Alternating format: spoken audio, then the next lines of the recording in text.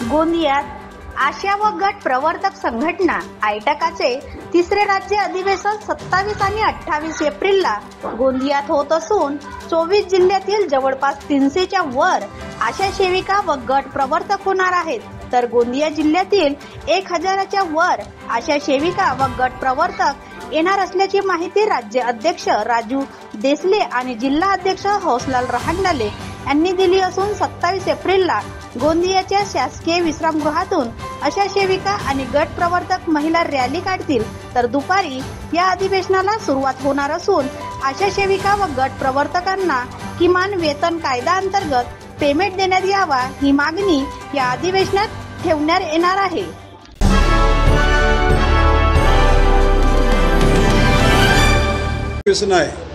या तिसऱ्या अधिवेशनमध्ये जवळपास 24 जिल्ह्यातील 300 जवळपास प्रतिनिधी येणार आहेत यामध्ये। आणि पहिल्या दिवशी 27 तारखेला रेस्ट हाऊसपासून एक 10-10:30 वाजता एक भव्य अशी रॅली, त्यामध्ये अंदाज 2000 आशा गटप्रवर्तक त्या रॅलीमध्ये सामील होणार आहेत ना। अधिवेशन स्थळी येऊन मग खुल्या अधिवेशनाला सुरुवात होणार आहे ना। त्याची पूर्ण तयारी, या अधिवेशनाची पूर्ण तयारी प्रतिनिधीची राहण्याची, जेवण्याची आणि हे जे खुले अधिवेशन आहे हे सर्व तयारी झालेली आहे। आणि कार्यकर्ते, आशा गटप्रवर्तक संघटनेचे कार्यकर्ते, आयटकचे कार्यकर्ते जोमाने कामाला लागले आहेत ना। हा अधिवेशन यशस्वी होईल ना। गोंदियामध्ये हा अधिवेशन असल्यामुळे आम्हाला अत्यंत एक खुशी आहे आणि एक कामगारामध्ये एक उत्साह आहे। कामगार स्वतःच्या खर्चाने अधिवेशन करत आहेत, हे मोठी बाब, सर्वात मोठी बाब ही आहे। हौसलाल रहांगडाले, जिल्हा अध्यक्ष आयटक।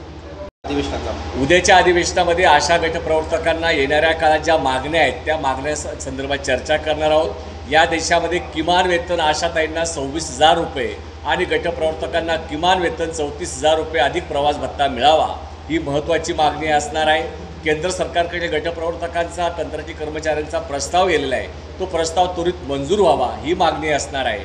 आशा गटप्रवर्तकांना पेन्शन लागू झाली पाहिजे। मागच्या सरकारने बोनस, दीपावलीची भेट देण्याचं संदर्भात भूमिका घेतली, पण GR काढला नाही, म्हणून सर्व आशा गटप्रवर्तकांना दीपावलीची बोनस, भाऊबीज भेट मिळायला पाहिजे।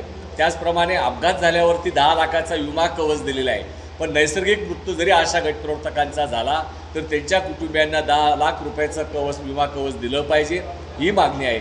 आशा गटप्रवर्तकांना 5 लाख रुपये आरोग्याचा विमा प्रत्येकाला मिळावा। त्याचप्रमाणे अतिदुर्गम भागामध्ये काम करणाऱ्या आशा आणि गटप्रवर्तक आहेत, त्यांना प्रोत्साहनपर भत्ता राज्य सरकारी कर्मचाऱ्यांप्रमाणे अतिदुर्गम काम करणाऱ्या भागातल्या आशा गटप्रवर्तकांना लागू करावा।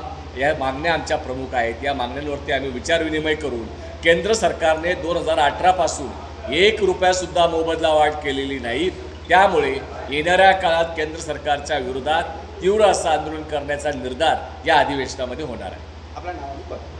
मी कॉम्रेड राजू देसले, आशा गटप्रवर्तक संघटना महाराष्ट्र राज्याचा अध्यक्ष म्हणून काम करतो।